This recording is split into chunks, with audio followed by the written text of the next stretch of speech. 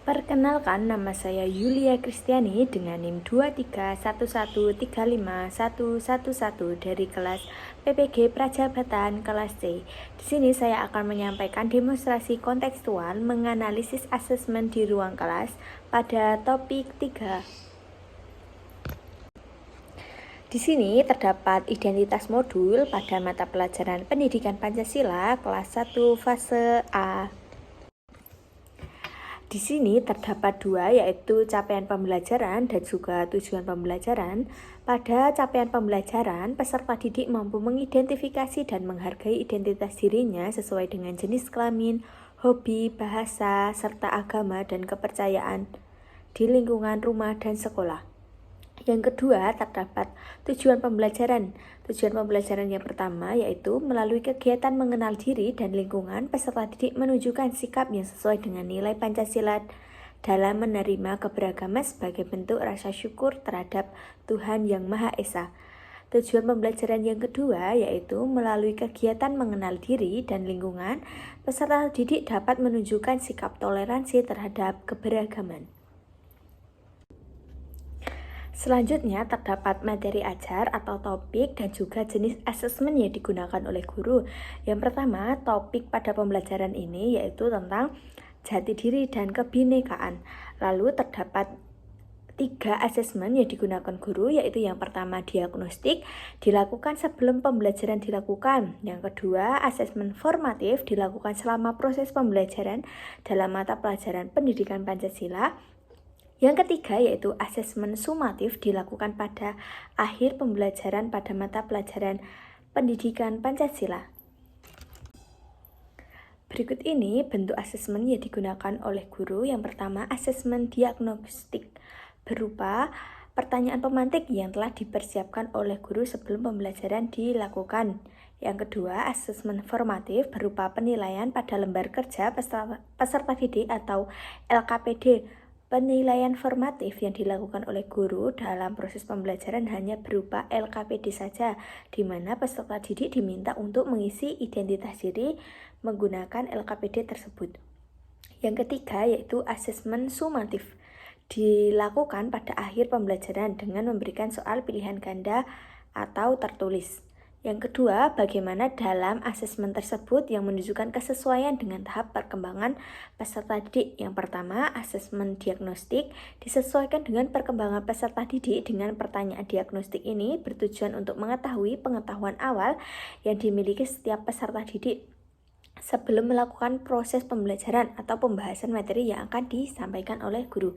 Yang kedua yaitu asesmen formatif, disesuaikan dengan tahap perkembangan peserta didik dengan mengerjakan LKPD yang dibuat oleh guru sesuai dengan perkembangan peserta didik yang duduk di kelas 1, yaitu mengisi tentang identitas dirinya yang dilengkapi dengan gambar dan warna yang menarik, sehingga dengan peserta didik untuk belajar mengidentifikasi identitas diri sendiri untuk mengetahui pengetahuan peserta didik. Selain itu, menilai pada keterampilan dan juga sikap pada peserta didik.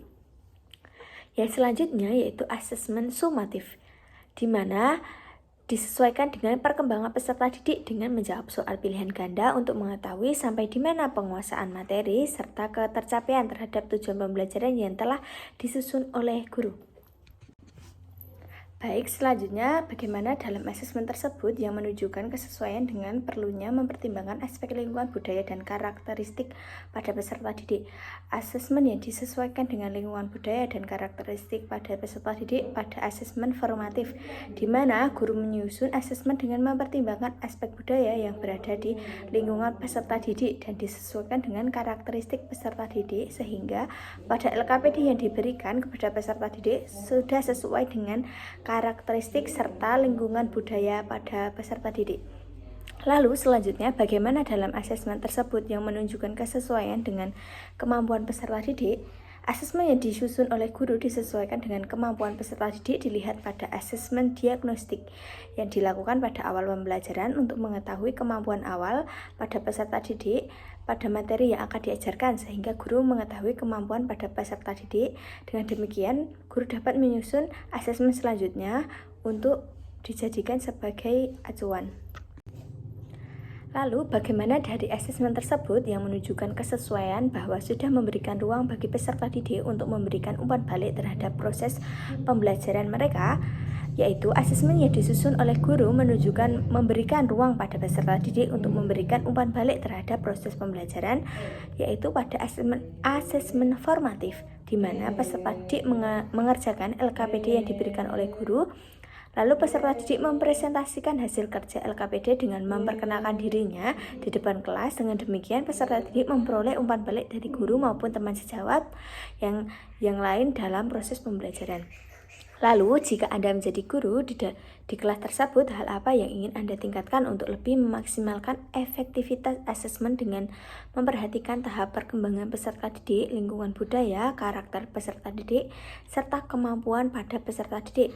Saya akan melakukan beberapa hal, yaitu menyusun asesmen yang tidak hanya menilai pengetahuan pada peserta didik, namun menyusun asesmen yang juga menilai sikap, pengetahuan, dan keterampilan pada proses pembelajaran, yaitu dengan asesmen formatif yang tidak hanya menjodohkan soal uraian, pilihan ganda, atau menjodohkan saja, namun dengan presentasi atau portofolio, juga pembuatan proyek sederhana yang disesuaikan dengan perkembangan dan kemampuan peserta didik yang berada di kelas 1 sekolah dasar, sedangkan asesmen yang mempertimbangkan budaya dan karakter pada peserta didik disesuaikan dengan latar belakang dan profil peserta didik, serta asesmen yang dilakukan dapat dilakukan melalui ketika peserta didik melakukan kerja kelompok, diskusi, bekerja sama dengan orang lain, dan menyelesaikan tugas yang diberikan oleh guru.